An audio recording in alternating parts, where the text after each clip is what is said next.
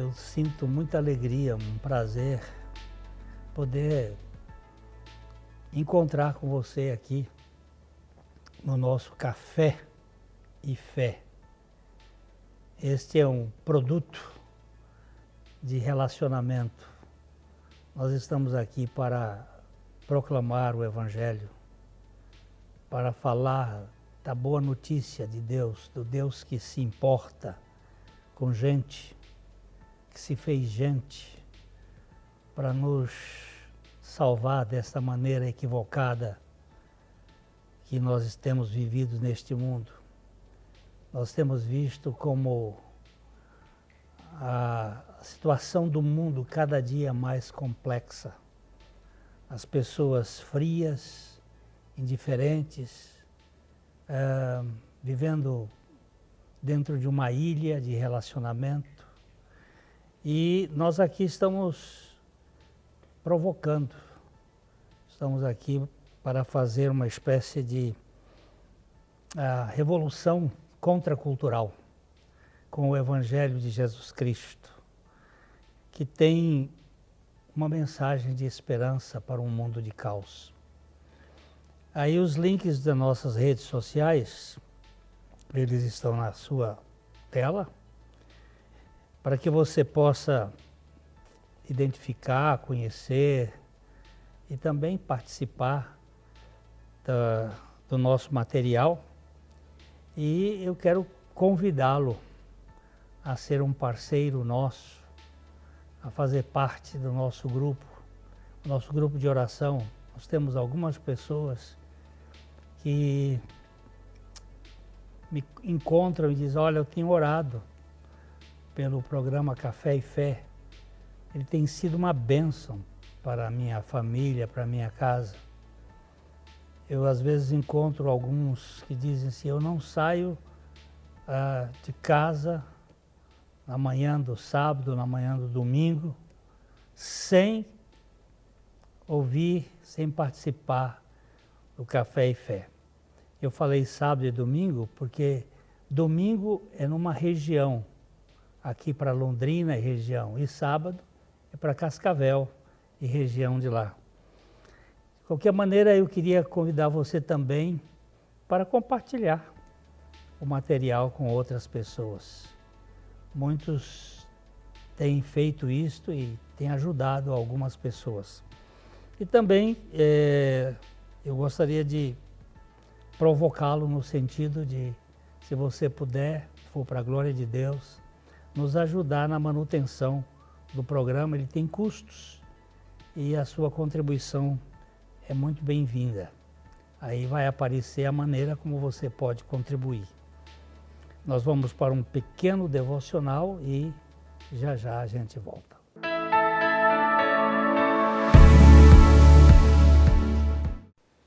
Olhando firmemente para o autor e consumador da fé, Jesus. Olá, graça e paz. Parece inevitável que nós, em algum momento, nos comparemos com alguém, seja para achar-nos melhores ou piores do que o outro. Sempre somos tentados por nossa alma ou por alguém a fazer relações de semelhança ou diferença, superioridade ou inferioridade com alguém. Isso acontece em relação à beleza, à capacidade intelectual, emocional ou física, assim como de poder financeiro para adquirir coisas. O salmista Davi era homem como nós, sujeito às mesmas tentações. Porém, parece que logo cedo em sua vida aprendeu a confiar em Deus e viver para a sua glória. Ele nos exorta nos seguintes termos: agrada-te do Senhor, e Ele satisfará os desejos do teu coração. Entrega o teu caminho ao Senhor, confia nele, e o mais Ele fará. Fará sobressair a tua justiça como a luz, e o teu direito como o sol ao meio-dia. Descansa no Senhor e espera nele. Não te irrites por causa do homem que prospera em seu caminho, por causa do que leva a cabo os seus maus desígnios. Salmo 37, 5-7. Agradar-se do Senhor significa estar feliz, ou melhor, gozar da felicidade de ser filho de Deus. É a condição de quem tem contentamento em Deus, por tudo o que Ele é e tem feito em nossas vidas. Entregar significa não reter, mas confiar que nossa vida está no melhor lugar que há, nas mãos do nosso Deus. Se Deus está no comando, não há situação que Ele não tenha completo domínio. Seja o que for que acontecer, minha vida está nas mãos de Deus e como Ele é soberano, justo e bom, Sua vontade é meu contentamento. Por fim, descansar no Senhor significa estar em silêncio, calmo. É uma qualidade de quem espera confiantemente em Deus. O salmista nos chama a manter o foco no caráter perfeito e inabalável de Deus e não impressionar-nos com a aparente prosperidade daqueles que não amam e não adoram a Deus. O autor aos Hebreus nos diz: portanto, também nós, visto que temos a rodear-nos tão grande nuvem de testemunhas, desembaraçando-nos de todo o peso e do pecado que tenazmente nos assedia, corramos com perseverança a carreira que nos está proposta, olhando firmemente para o autor e consumador da fé, Jesus, o qual, em troca da alegria que lhe estava proposta, suportou a cruz, não fazendo caso da ignomínia, e está sentado à destra do trono de Deus. Considerai, pois, atentamente aquele que suportou tamanha oposição dos pecadores contra si mesmo, para que não vos fatigueis, desmaiando em vossa alma. Hebreus 12, de 1 a 3. Fiquem firmes em Deus, entregando e descansando nele. O salmista Davi diz: não te indignes por causa dos malfeitores, nem tenhas inveja dos que praticam a iniquidade, pois eles dentro em breve definharão como a relva e murcharão como a erva verde. Confie, descanse e espere no Senhor.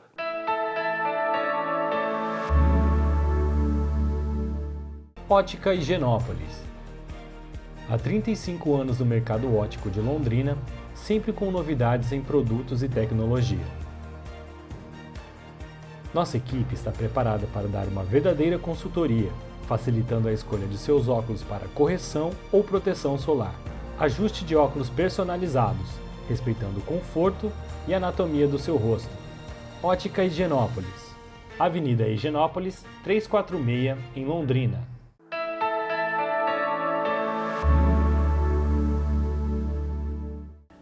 Nós iniciamos aqui uma leitura do capítulo 24 de Mateus, quando Jesus faz aquilo que é chamado de sermão profético, quando os discípulos perguntam a ele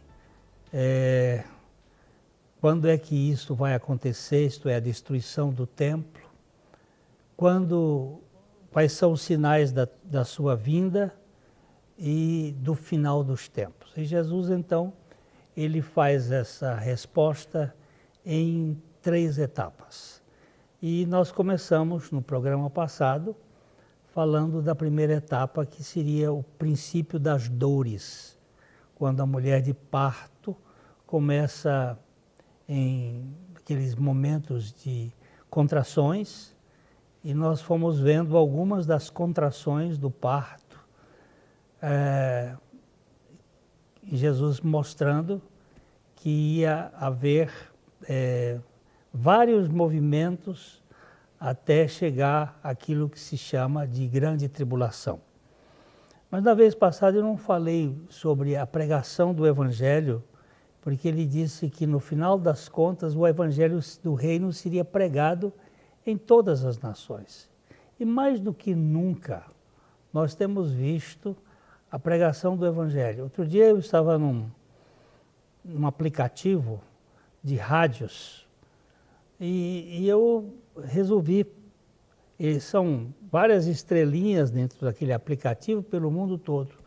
E eu comecei a apertar o dedo para ver que rádio era esta ou aquela, e aqui e acolá, onde uma língua que eu posso entender, um pouco do francês, inglês, espanhol, eu ia vendo várias rádios onde alguém estava pregando ou estava lendo um texto bíblico. Eu vendo que é uma espécie de revolução de pregação. É um movimento grande. E hoje nós temos, através do telefone, dessas redes sociais, quantas formas de pregação. Mas logo depois desse princípio das dores, Jesus fala da grande tribulação. E ele diz assim: quando, pois, virdes o abominável da desolação, de que falou o profeta Daniel no lugar santo, quem lê, entenda. Então os que estiverem na Judéia, fujam para os montes. Quem estiver sobre o eirado, não desça a tirar de casa alguma coisa. Quem estiver no campo, não volte atrás para buscar a sua capa. Ai das que estiverem grávidas e das que amamentarem naqueles dias. Orai para que a vossa fuga não se dê no inverno, nem no sábado, porque nesse tempo haverá grande tribulação, como desde o princípio do mundo até agora não tem havido, nem haverá jamais. Não tivesse aqueles dias sido abreviados, ninguém seria salvo, mas por causa dos escolhidos, tais dias serão abreviados. Então, se alguém vos disser, eis o Cristo, aqui o Cristo, ei-lo ali, não acrediteis, porque surgirão falsos cristos, falsos profetas, operando grandes sinais e prodígios para enganar, se possível, os próprios eleitos. Vede que vos-lo tenho predito. Portanto, se vos disserem, eis que ele está no deserto, não saiais.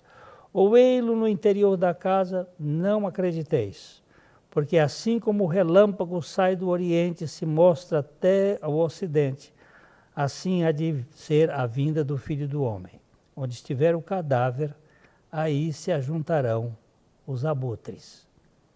É um texto muito denso, parece um pouco difícil para a gente entender, mas aqui a gente tem, toda a profecia ela tem um aspecto histórico imediato e tem também um aspecto mais longo. Quase todas as profecias são assim. E ele diz aqui, quando vocês virem a abominável da desolação de que falou o profeta Daniel. O profeta Daniel, no capítulo 9, verso 27, ele diz assim, ele está falando aqui do anticristo, ele fará firme aliança com muitos, por uma semana. Na metade da semana fará cessar o sacrifício e a oferta de manjares sobre a asa das abominações virá o assolador, até que a destruição que está determinada se derrame sobre ele. Aqui está falando de um momento histórico que me parece não aconteceu na queda do templo, na destruição do templo em Jerusalém no ano 70. Porque esse texto aqui, ele se confunde muito com a predição do templo quando essas coisas vão acontecer, que Jesus diz que não ficaria pedra sobre pedra. E isto, de certo modo, aconteceu no ano 70, quando o general Tito, tomando Jerusalém, destruiu os muros e destruiu o templo, espalhou o resto de judeus que sobrou ali, porque mais de 1 milhão de judeus foi massacrado e a turma espalhou pelo mundo. E nós temos aí, então, uma certa dificuldade de entender. Alguns acreditam até que esse texto já se cumpriu, que ele, no ano de 70, quando aconteceu, tudo já se cumpriu.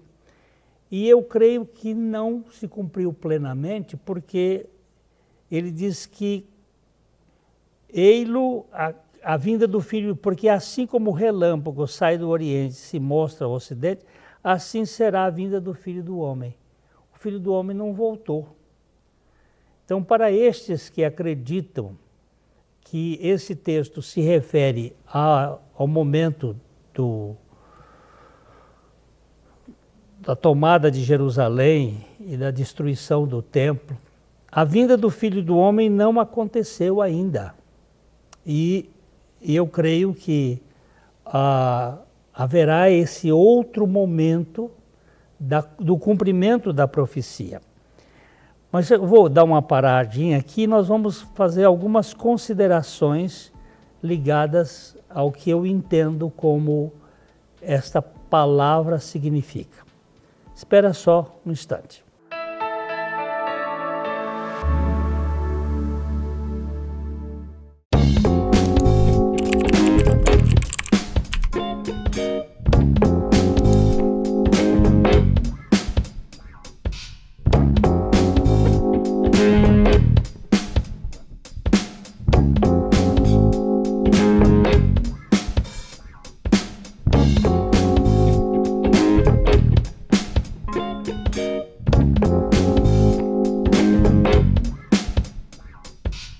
Ótica Higienópolis. Há 35 anos no mercado óptico de Londrina, sempre com novidades em produtos e tecnologia. Nossa equipe está preparada para dar uma verdadeira consultoria, facilitando a escolha de seus óculos para correção ou proteção solar. Ajuste de óculos personalizados, respeitando o conforto e anatomia do seu rosto. Ótica Higienópolis. Avenida Higienópolis, 346, em Londrina.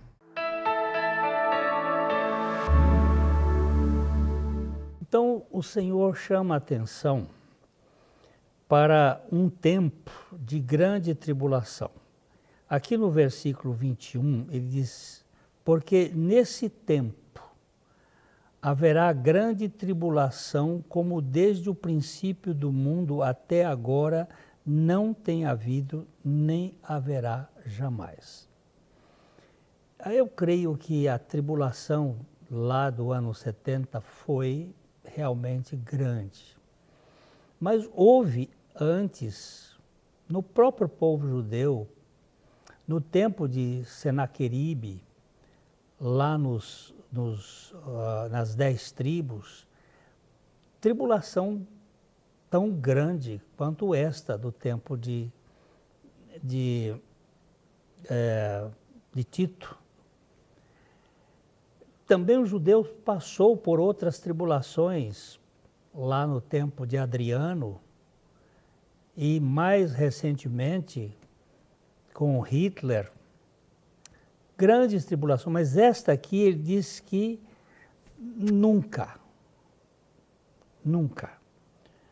até agora não tem havido nem haverá jamais. Essa ideia da tribulação contra o povo de Deus, não só o judeu, mas a igreja, é que chama a atenção quando Jesus mostra que nunca houve desde o princípio do mundo. Essa descrição isola o período de todas as inquisições, de todos os pogroms, de todos os expurgos, de todos os massacres, de todos os genocídios da história. Esta profecia não poderia ter sido cumprida por nenhuma perseguição anterior, porque está claramente declarado que será encerrada para o segundo advento de Cristo. No versículo 22, ele fala o seguinte: não tivesse aqueles dias sido abreviados, ninguém seria salvo, mas por causa dos escolhidos, tais dias serão abreviados.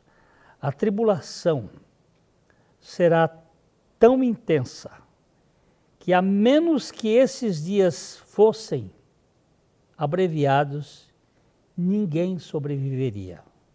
Isso não pode significar que a grande tribulação, tão frequentemente especificada como durante 3 anos e meio, será abreviada, mas que pode ser que seja até uma abreviação do tempo. Deus encolhendo o tempo, a mudança do universo. Uma vez, quando Josué estava numa guerra contra os midianitas, ele pediu a Deus que parasse o sol e parasse a lua. E, na verdade, nem o sol nem a lua pararam, que o que parou foi o universo. Porque se o sol parasse e a lua continuasse, parasse, a Terra continuava rodando, como é que ia equalizar? O que eu quero dizer é que Deus tem o poder de controlar o cosmos. Então, aqui ele está mostrando que por causa da grande perseguição, da grande tribulação, Deus pode simplesmente sustentar o tempo ou diminuir o tempo. Provavelmente significa que Deus miraculosamente encurtará o horário da luz do dia, durante o qual a maioria das brigas e massacres ocorre. Por causa dos eleitos que receberam Jesus, o Senhor concederá tréguas das trevas anteriores. Nós vamos verificar coisas tremendas. Eu não sei se a igreja vai passar por todo o período. Alguns acreditam que a igreja será tirada antes da tribulação, outros no meio da tribulação, outros no final da tribulação. Antes eu pensava que era no começo. Mas agora eu acho que nós vamos passar por um pedaço dela. Mas na manifestação do anticristo, eu acredito que nós não estejamos mais aqui. Mas a coisa não vai ser fácil mesmo nesse período de início da tribulação. Nos versículos 23 a 26, nós lemos o seguinte: então, se alguém vos disser, eis aqui o Cristo, ei-lo ali, não acrediteis. Esse cristianismo que está surgindo aqui e acolá, essas versões cristãs, do gnosticismo ao movimento de Jesus, todos estes históricos aí vão trazer muita confusão. E ele diz que surgirão falsos cristos e falsos profetas, operando grandes sinais e prodígios para enganar, se possível, os próprios eleitos. Lá atrás eles iriam enganar só na conversa, só no discurso, mas aqui não, é com sinais e prodígios, porque o homem é muito crédulo no que ele vê. Não estou falando crente. A crença é pela palavra, a fé vem pelo ouvir da palavra, mas a credulidade, a crendice, ela está muito fincada nas evidências, nos fatos que nós podemos constatar. E Jesus diz assim: vede que vulo tenho predito, que isto vai surgir. Vão surgir muitos falsos. Esses versículos aqui contêm avisos renovados contra os falsos messias, os falsos profetas. Em uma atmosfera de crise, circularão relatórios de que o Messias está em algum local secreto, que você precisa ter esse conhecimento esotérico. Tais relatórios poderiam ser usados para prender aqueles que sinceramente e amorosamente procuram por Cristo. Portanto, o Senhor adverte todos os discípulos a não acreditarem em relatos de um advento local e secreto. O Senhor virá como um relâmpago, virá como um raio, e todos os olhos, todo o olho verá. Mesmo aqueles que realizam milagres não são necessariamente de Deus. Os milagres podem ter origem satânica. Nós vemos em 2 Tessalonicenses, no capítulo 2, nos versos 9 em diante, ele diz: ora, o aparecimento do iníquo, ou seja, o aparecimento do anticristo, é segundo a eficácia de Satanás, com todo o poder e sinais e prodígios da mentira, com todo o engano da injustiça aos que perecem, porque não acolheram o amor da verdade para serem salvos. Cuidado, você que anda na busca de evidências e não no amor à verdade, na palavra de Deus. Ele diz: por esse motivo, pois, é que Deus manda a operação do erro para darem crédito à mentira. Não é, Deus permite isso, Ele manda, a fim de serem julgados todos quantos não deram crédito à verdade, antes, pelo contrário, deleitaram-se com a injustiça.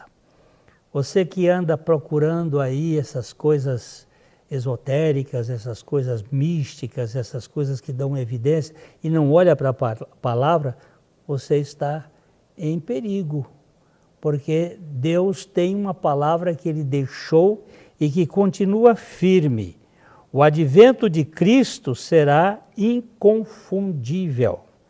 Ele diz aqui no verso 27, porque assim como o relâmpago sai do Oriente e se mostra até o Ocidente, assim será a vinda do Filho do Homem.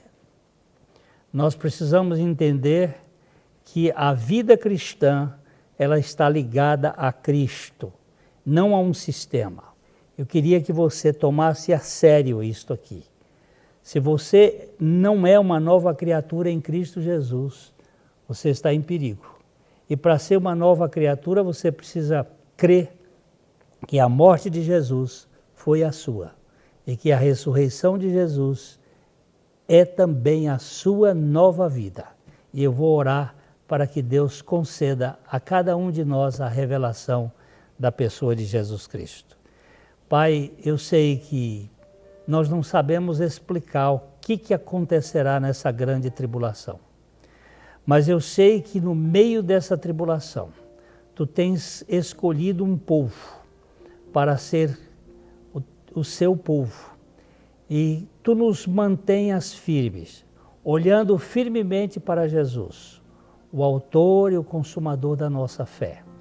Que o Senhor mantenha os nossos olhos abertos para as realidades deste mundo, para o que está acontecendo, para que nós não sejamos confundidos com nenhuma falsa ideia de um Cristo que não é o Cristo. Que o Senhor nos dê a graça de crer e descansar na Tua palavra. Fala com cada coração, é o que nós te pedimos em nome de Jesus. Fica aqui o meu abraço de sempre, de coração para coração, e eu espero encontrar você no próximo programa.